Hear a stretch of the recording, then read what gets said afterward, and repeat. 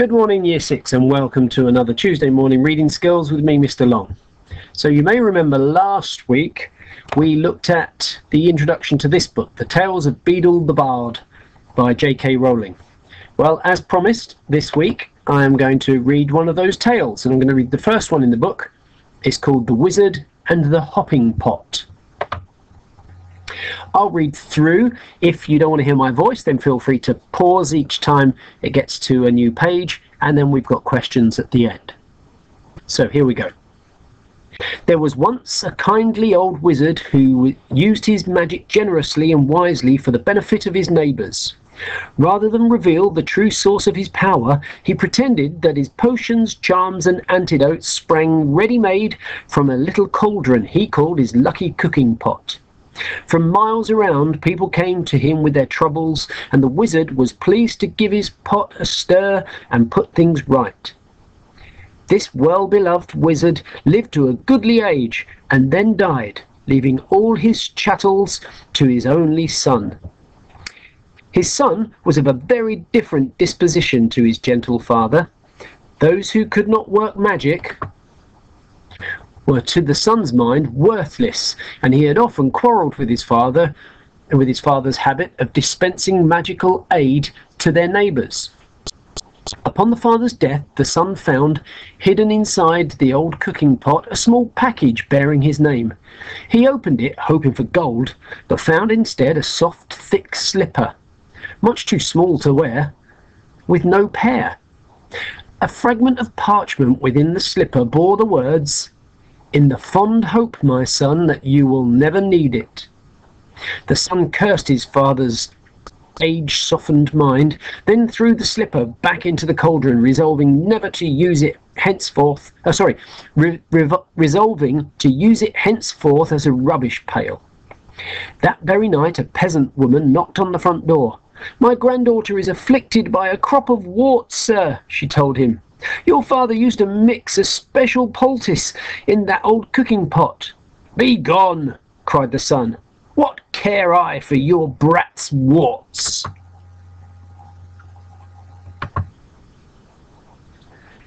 He slammed the door in the old woman's face.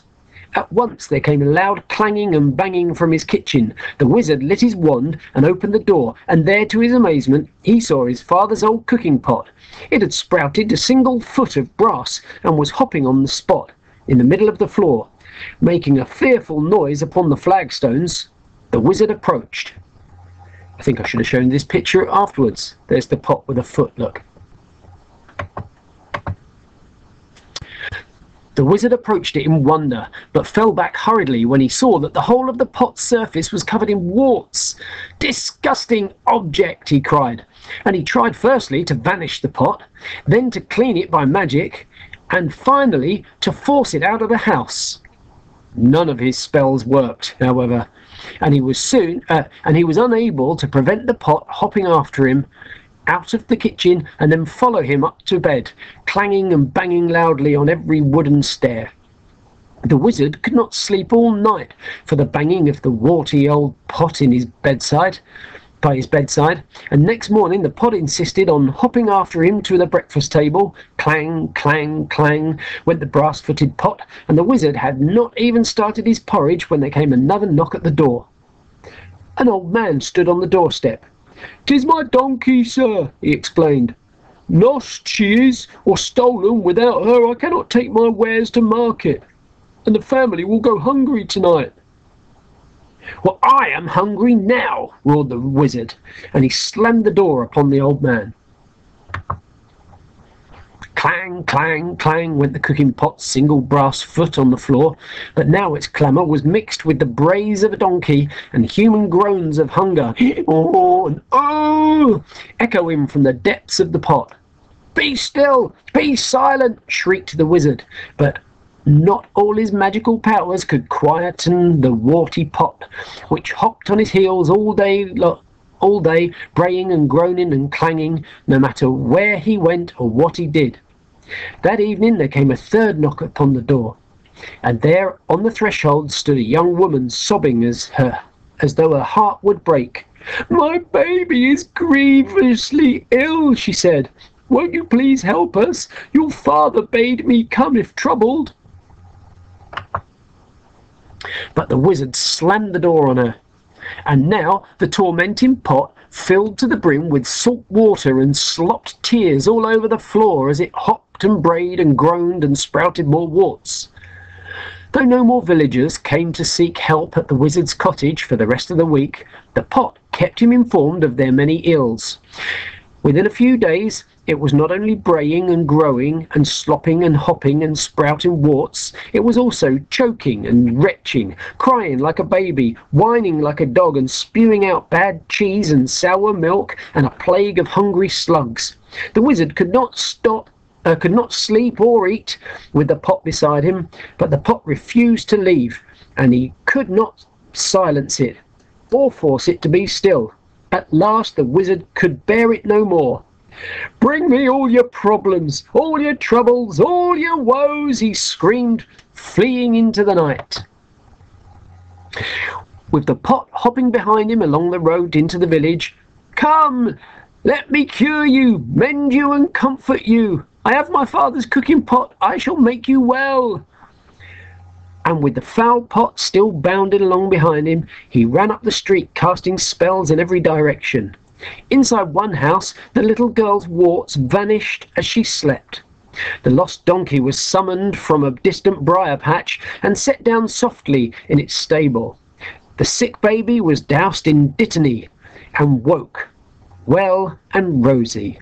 At every house of sickness and sorrow, the wizard did his best, and gradually the cooking pot beside him stopped groaning and retching and became quiet, shiny and clean. "Well, Pot?" asked the trembling wizard as the sun began to rise. The pot burped out a single slipper he had thrown into it, and permitted him to fit it onto the brass foot. Together they set off back to the wizard's house, the pot's footstep muffled at last. But from that day forward, the wizard helped the villagers, like his father before him, lest the pot cast off its slipper and begin to hop once more.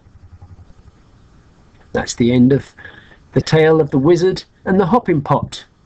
And now I've got some questions for you. Pause as you answer these questions, and I'll give the answers at the end. Question 1. On this page. Retrieval. What does the wizard call his little cauldron? Question 2. Vocabulary. Find and copy a hyphenated word that means very popular.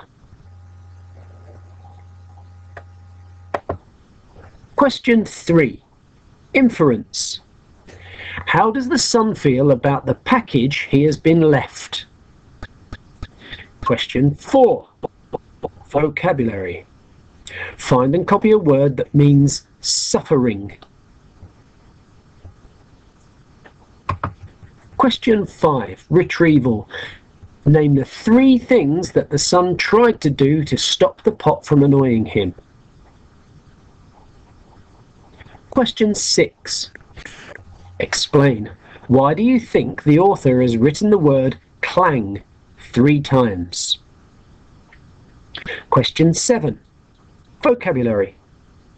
Find and copy a word that means goods, to sell. So things someone sell, or goods to sell. Question 8.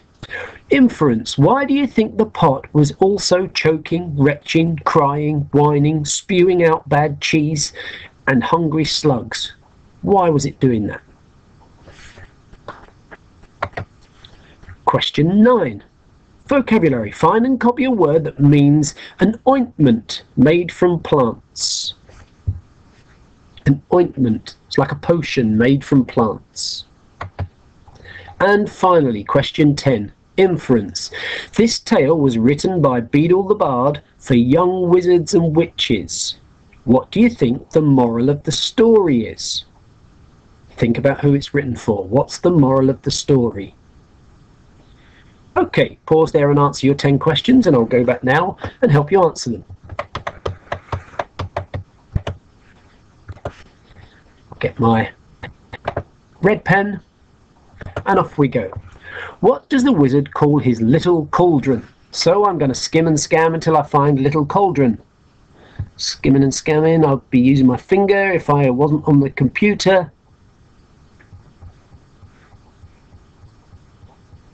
Here we go. Little cauldron. He called it his lucky cooking pot. His lucky cooking pot. Now, vocabulary. Find and copy a hyphenated word that means very popular. Well, I've got a hyphenated word here, look. Ready-made. Shall we see if that would fit? He pretended that his potions, charms and antidotes sprang very popular from his little cauldron. No, I'm not sure that's right. Let's carry on trying to find another hyphenated word. This well-beloved wizard lived a goodly age. Let's try switching well-beloved with very popular. This very popular wizard lived to a goodly age. Yes, I think that hyphenated word must mean very popular. Next question, question 3. How does the son feel about the package he's been given? Well, when a question like this happens, remember the first thing we have to come up with is an emotion, a feeling. Okay, so what does he think is in the pot? He thinks he's hoping for it being gold. Okay, and when he finds out that it's not, he says the son cursed his father and cursed his father's age-softened mind, meaning that his father was old and silly. And he threw the slippers back into the cauldron. So you could have lots of descriptions of how he felt. I'd say he felt disappointed because he hoped it was gold. He felt angry because all his father had left him was one slipper and he thought his father must have gone a bit daft. Any of those sort of things. Angry, disappointed, cross. So you need to start with an emotion and then explain why he had that emotion to get 1 point. Next question, question 4. Vocabulary. Find and copy a word that means suffering. Well, once again, my tip would be to look for a word you're not very sure of and then see if it would fit. So, means suffering. Maybe you don't know what dispensing means. So, he quarrelled with his father's habit of suffering magical aid to their neighbours. No, that doesn't make sense. Let's keep going through. Going to skim and scam. I know all of these words. I understand what cursed means. I understand resolving to use it henceforth as a rubbish pail. Suffering to use it. No, that doesn't make sense. I'm going to keep going. It says here, my granddaughter is afflicted by a crop of warts. Afflicted. Let's try that. My granddaughter is suffering by a crop of warts. Yes, suffering means the same as afflicted. Next question. Retrieval. Name 3 things that the son tried to do to stop the pot from annoying him. He said he tried firstly to banish the pot, to make it vanish. Then he tried to clean it by magic. Sorry, I'm going over the words. And finally, he tried to force it out of the house. So, to vanish the pot, to clean the pot, to throw it out of the house. Any way you worded that would be fine. Question 6. Explain. Why do you think the author has written the word clang 3 times? Okay. Clang, clang, clang went the brass-footed pot. Now, some people might say he's used the power of 3, but I want to know why. What happens? What's the effect? So don't just write he's written it for effect either. I want to know what's the effect. Clang, clang, clang. I think by writing it 3 times, he shows how annoying and repetitive it is, that this thing is going to keep going and going and going. So he's done it 3 times because the noise is going to keep repeating, not just 3 times, but over and over again. So that's the effect he wants to achieve. If you say it out loud, it becomes quite annoying just to say it. Clang, clang, clang. And I think that's what the author wants us to experience. Question 7, vocabulary. Find and copy a word that means goods to sell. Goods to sell, so things that someone's going to sell. Once again, use my tip. Find words you're not very sure of. If I start at the top again, hurriedly, disgusting, you know, we understand all of those words, understand these words, scrolling all the way down. I know what porridge is. Lost or stolen, and without her, I cannot take my wares to the market. Oh, wares. I wonder what that means, wares. I cannot take my goods to sell to the market. Yes, that works.